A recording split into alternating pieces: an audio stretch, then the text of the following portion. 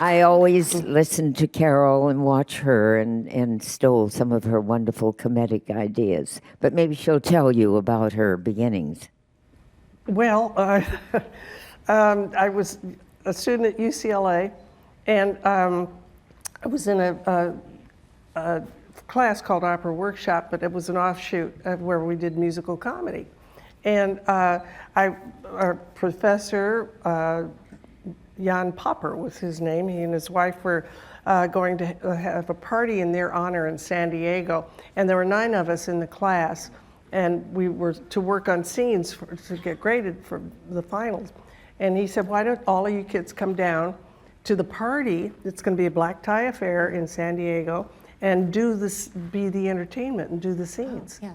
And so, hey, why not? Yeah. You know, so we all drove down there, you know, and I did a scene, Romani, Get Your Gun. Mm-hmm. And there were King and I, they did different scenes anyway, and the audience was terrific. And so at the end of the professor was grading us and everything. And so then afterwards I headed for the hors d'oeuvre table, and I put a napkin down, and I'm swiping hors d'oeuvres to wrap up and put in my purse for my grandmother, you know, to take home.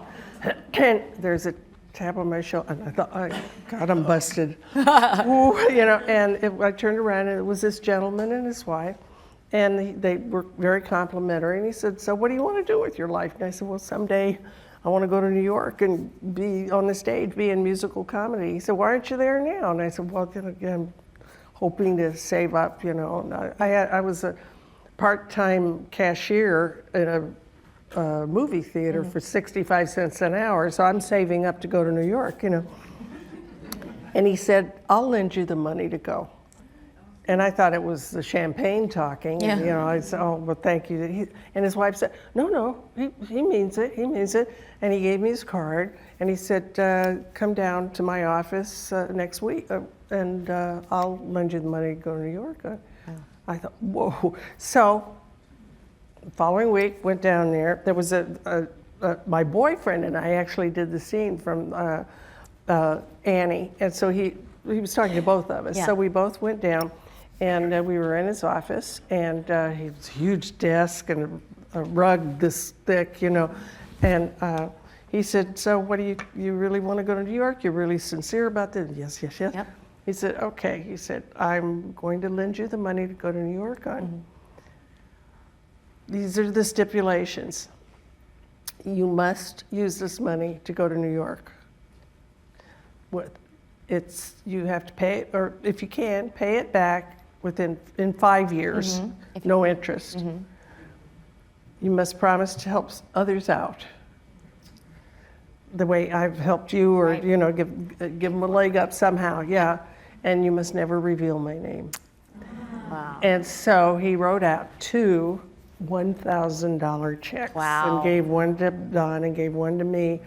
And I'd never seen that many zeros in my life. Yeah. Oh my God. Our rent was $30 a month. Mm-hmm. And, wow. And we were on what they call relief. We were on welfare. So it was, you know, it was just unbelievable. And what was so embarrassing was that we had to cash one of them because we didn't even have enough money for gas to get back. Oh, wow. You know, and so I had all this cash and everything, and I went back to our room, and my grandmother Nanny was there. And I hadn't told her. Yeah. And the Murphy pull-down bed was down. It always was. Yeah. And I just put the cash on the bed. And I thought she was going to have a heart attack. Of course. She, oh my God, what? And I told her all about it. She, of course, she didn't want me to go to New York. Right. She said, "You'll be dead in a week. Your blood's too thin." No. It's a tough place. But I said, I have to. This is what the gentleman gave me the money Yeah. for. I have to. So that's how I got to New York. Wow. Yeah. That's a beautiful story. And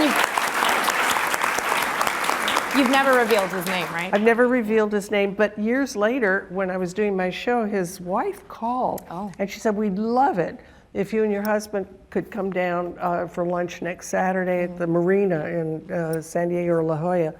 And we drove down, and it was just terrific. And he was lovely. He's kind of shy. She did most of the talking and all. And as we finished and we were walking to our cars, I was walking with her, and she said, you know, whenever, for any reason, your name came up or you were on television, we were with other people, we just look at each other and smile. He never said a word. Oh, wow. Evidently, somebody had helped him out when he was younger, gave him a stake, you know, and he helped people open a restaurant. He helped people open a gas station. Yeah. It wasn't just this it wasn't just show isolated business. incident. Oh, that's such a nice view to have. Yeah.